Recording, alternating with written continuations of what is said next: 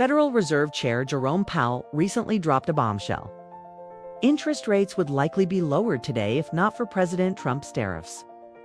This candid admission from the central bank chief at the European Central Bank's annual forum in Sintra, Portugal, pulls back the curtain on the immense pressure tariffs have placed on global markets and businesses.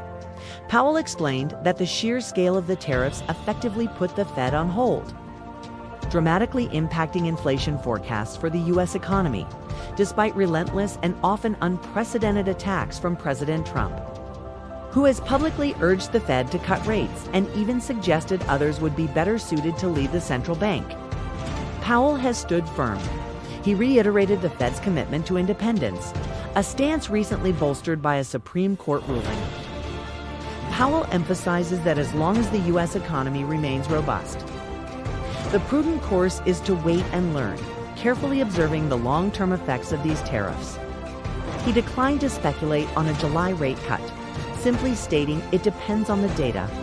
When asked about the impact of Trump's sharp criticisms, Powell's response was direct and clear. "I am very focused on just doing my job." He underscored the Fed's dual mandate of full employment and price stability, a sentiment that drew applause from the international audience.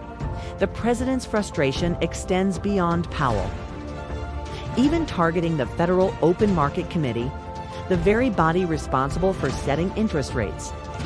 Yet, as other central bank leaders, including ECB President Christine Lagarde, affirmed, navigating political pressure while upholding economic principles is a shared challenge. The question of Powell's future at the Fed remains open. His term as chair ends in May 2025, though he could remain a board member until January 2028.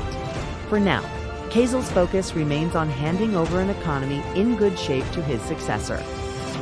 The ongoing dance between presidential pressure and central bank independence continues to be a defining story for the U.S. economy. Money